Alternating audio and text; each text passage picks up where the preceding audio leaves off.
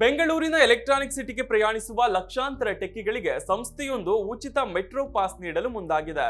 ಇದರಿಂದ ಟ್ರಾಫಿಕ್ ಸಮಸ್ಯೆಗೆ ಪರಿಹಾರ ದೊರಕಲಿದ್ದು, ಈ ಮೂಲಕ ಸುಮಾರು 2.5 ಲಕ್ಷ ಟೆಕ್ಕಿಗಳು ಕೇವಲ 30ರಿಂದ 40 ನಿಮಿಷಗಳಲ್ಲಿ ಕಚೇರಿ ತಲುಪಬಹುದು.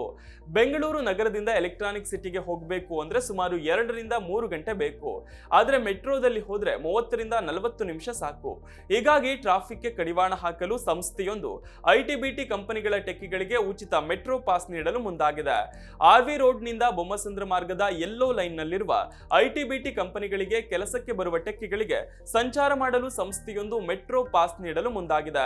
ಪ್ರಾಯೋಗಿಕವಾಗಿ ಈಗಾಗಲೇ ಕೆಲ ಕಂಪನಿಗಳ 250 ಉದ್ಯೋಗಿಗಳಿಗೆ ಸಿಎಸ್ಆರ್ ಫಂಡ್ನಿಂದ ಆರ್ಬಿಟ್ ವಾಲೆಟ್ ರುಪೇ ಕಾರ್ಡ್ ಮೂಲಕ 1500 ರೂಪಾಯಿಯ ಪಾಸ್ ನೀಡಲಾಗಿದೆ.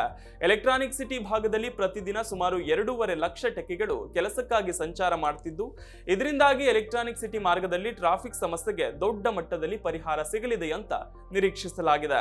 ಎಲೆಕ್ಟ್ರಾನಿಕ್ ಸಿಟಿ ಮಾರ್ಗದಲ್ಲಿ ನೂರಾರು ಐಟಿ-ಬಿಟಿ ಕಂಪನಿಗಳಿದ್ದು, ಈ ಕಂಪನಿಗಳಲ್ಲಿ ಕೆಲಸ ಮಾಡಲು ಪ್ರತಿದಿನ ಲಕ್ಷಾಂತರ ನೌಕರರು ಸ್ವಂತ ಕಾರು, ಬೈಕ್, ಕಂಪನಿ ಕ್ಯಾಬ್ಗಳಲ್ಲಿ ಬರೋದ್ರಿಂದ ಸಿಲ್ಕ್ ಬೋರ್ಡ್ ಭಾಗದಲ್ಲಿ ವಿಪರೀತವಾಗಿ ಟ್ರಾಫಿಕ್ ಸಮಸ್ಯೆ ಕಾಡುತ್ತಿದೆ.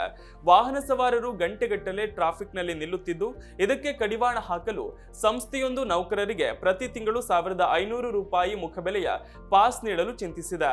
ಮುಂದಿನ ದಿನಗಳಲ್ಲಿ ಆ ಭಾಗದ ದೊಡ್ಡ ಕಂಪನಿಗಳು ತಮ್ಮ ಉದ್ಯೋಗಿಗಳಿಗೆ ಮೆಟ್ರೋ ಪಾಸ್ ನೀಡಲಿದ್ದು, ಇದರಿಂದ ಟೆಕ್ಕಿಗಳು ಸರಿಯಾದ ಸಮಯಕ್ಕೆ ಕಚೇರಿಗೆ ಬರಲಿದ್ದಾರೆ. ಇದರ ಜೊತೆಗೆ ಟ್ರಾಫಿಕ್ ಸಮಸ್ಯೆ ಕೂಡ ಕಡಿಮೆ ಆಗಲಿದೆ ಅಂತ ಐಟಿ-ಬಿಟಿ ಅಸೋಸಿಯೇಷನ್ ಹೇಳಿದೆ.